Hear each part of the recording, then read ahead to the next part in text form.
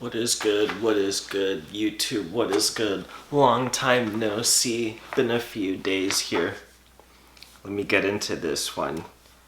All you Bitcoiners, just unsubscribe as of this point. There's already been a few people that unsubscribed since the last video I talked about cryptos, and like this is not gonna make, or if you actually listen to the video, then it will actually make a few of you guys happy here. But if you don't listen carefully, then you guys are probably just gonna dislike me even more. So like, just off top, I'm gonna say unsubscribe if you just think Bitcoin is like the savior of the planet here, because you're not gonna get that from this video. But let me just get into it. Honestly, let me just preface by saying this, I don't think that Bitcoin is a bad technology at all. Like, it's pretty good. It gave people hope, which is good.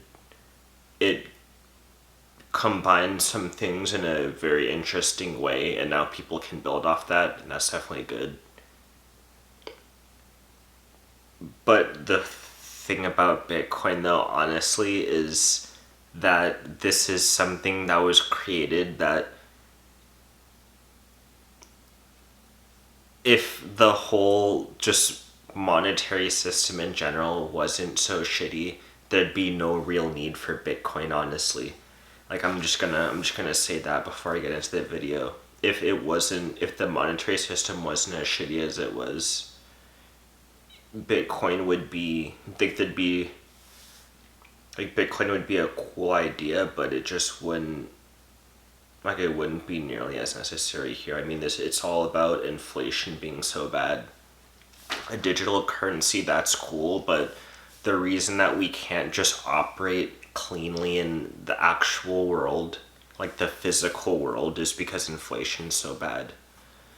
So, let's see how cool we can make the digital realm, essentially, is kind of what I think Bitcoin's gonna end up, like, that's what the legacy is gonna be. Is it a store of wealth? We'll get into that, but like, I'll just preface by saying that. Okay, now let me get into the script here. Also, let me also say before I get into the script, sorry I keep stalling, but what I say is not the end all be all, obviously. I've just literally been learning about this for like a year and a few months now. So, you guys may know more than me. Like, I mean, you guys probably do know more than me, to be 100% honest, if you've been following this for years. Like, I know some of you have. So, like, just don't shoot the messenger on some of this stuff. I'm not like, claiming to be an expert of the technology. What I do claim, though, is I kind of understand some of, like, the qualities of money, and like, I just if it's going to be a peer-to-peer electronic cash system, which it is, as I explained in the video, but like, if you want mass adoption, like, well, I just don't know if it's going to be like the savior of the world, like people say. Like, that's all I'm saying. I don't know if it's going to be the savior of the world, but okay, we'll just get into it. So, okay, I love talking with you guys, with you Bitcoin maximalists, even if you guys don't like some of the conclusions I come to. P.S. I'm sorry if you guys don't like me using the phrase Bitcoin maximalist. I'm sorry. Honestly, you guys are aware of all the issues, just like me. Kind of, like I said, you guys probably know more than me. But I just like talking to you guys because you guys understand some of the issues that I'm obviously concerned about, some of the issues that I discuss on the channel, which is why I like talking to you guys, even though you guys unsubscribe whenever I don't speak well about Bitcoin. So I agree with the vast majority of what you guys say, and you guys teach me a lot. I've been drawn to the Bitcoin crowd, and then I stray away, and then I come back. And that's been going on for the past like year and a few months. So honestly, had I been this age in 2011 or 2013, I probably would have jumped on the train early as well. So a lot of you guys that have been on Bitcoin for years, one, congratulations, because you are fairly wealthy by now. And two, I mean, I'm like honestly similar to you guys in many respects. Not all of them, but like many respects.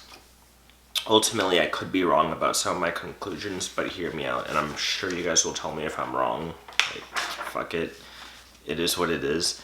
As a new and evolving technology, I completely believe that Bitcoin and a lot of the components of the network, like the blockchain, the network consensus, decentralization using trustless design, all of those components will end up being an underlying backbone for a lot of new things coming up, like a lot of new technology coming up, as more and more people start to wrap their heads around that. Whether it's doomsday or not, to be honest, I don't know. Like I said in the beginning, a lot of this stuff, while good given what the world is right now, had it not just been for rampant inflation for decades, we could be dealing like just better with each other in the actual just physical world or whatever. But also, let me say this, I know a lot of you Bitcoin people, you like to, and sorry that I say Bitcoin people, honestly some people would call me a Bitcoin person, honestly, so it is what it is. But you guys,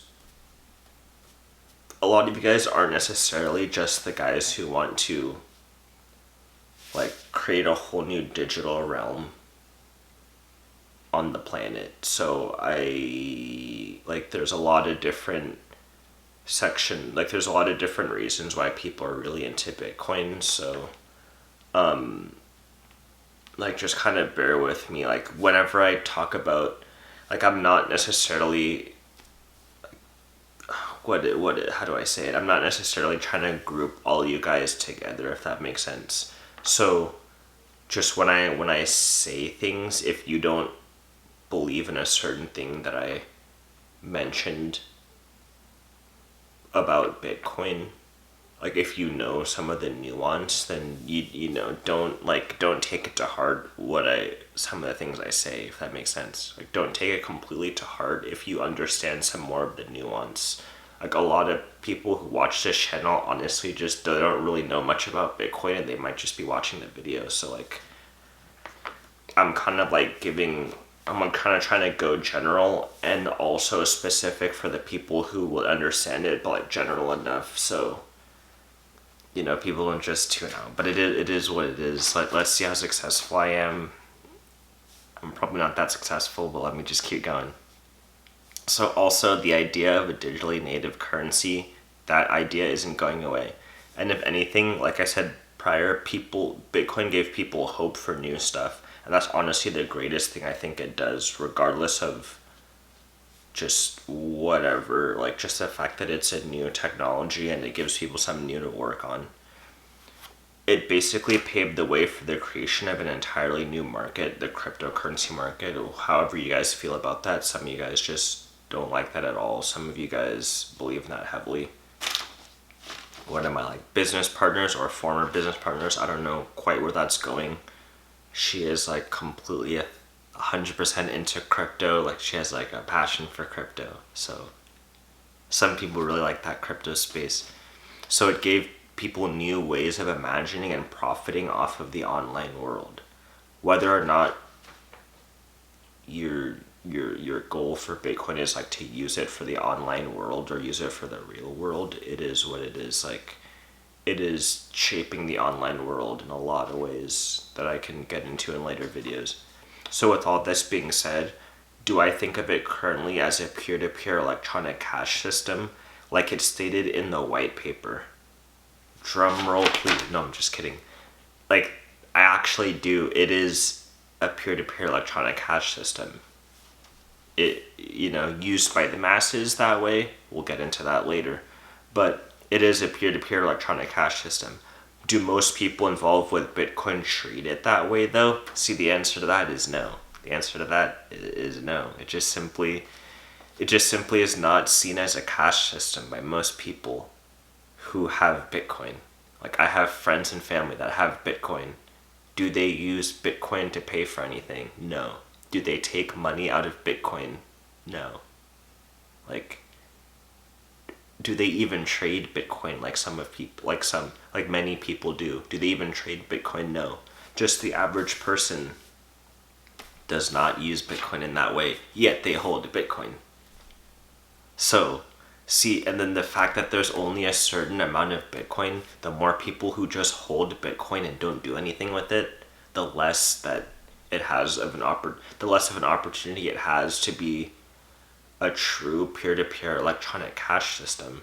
Because people don't, like, with cash, you don't just hold cash. Like, you don't just hold cash.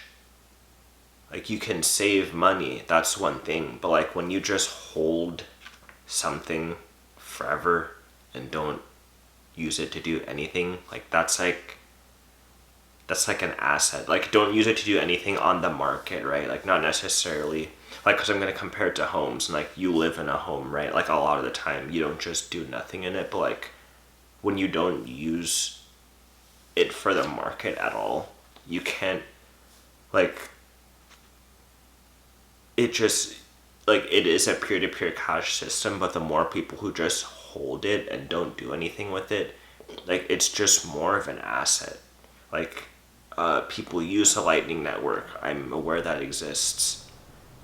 But if you just, the more people that just get it and hold it, it just becomes like more gold or something like that. Or real estate or silver. And that's just the fact of the matter. Like, I'm not saying it's not an electronic cash system. I'm not saying that the technology doesn't work. Like, I'm not saying that. I'm just saying the way that people are using it, like, they're just holding it. Like, they're just holding it. A lot of the people who own Bitcoin, they've never read the white paper. Like, they've never read the white paper once. It's just an asset for most people. I mean, come on. That's just, I'm just saying what the most of the people are using it for. That's all I'm saying.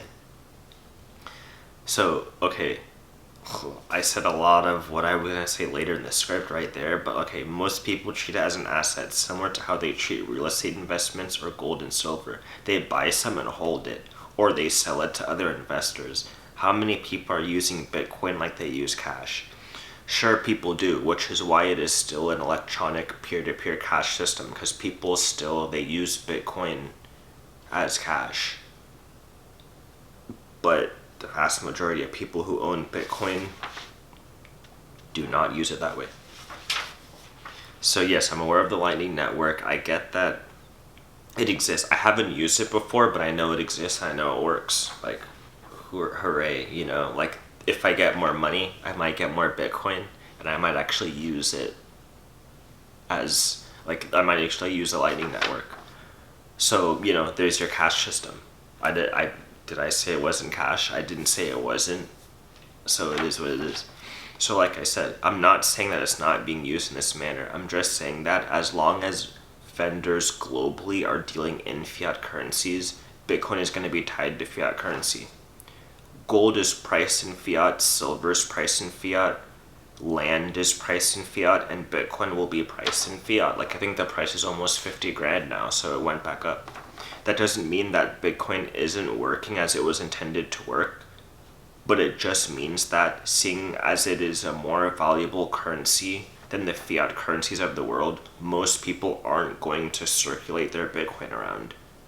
So the goals of Bitcoin being a globally used currency for the masses is not going to be a thing for the foreseeable future. Now, that's not what the white paper said.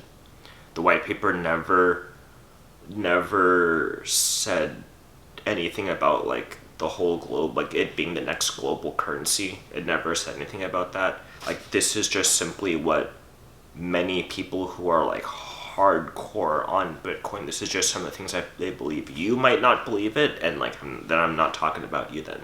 Like, I'm just talking about a bunch of people on the internet who think that Bitcoin is literally the, like, end-all be-all of currencies. It's like the end of it. Like, I don't know if you guys heard of, like, the end of history theory, where, like, you think as you live today, like, that is, like, all history that happened prior. Like, you call that history, but then, like, you don't think what you're living through also is related to that history. Like, you don't really see the connections. You just think, okay, I live right now.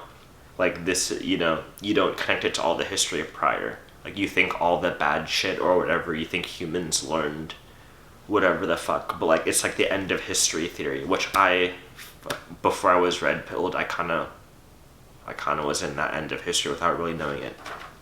But, like, Bitcoin is not the end of currency. It's not like the end of history in terms of currency.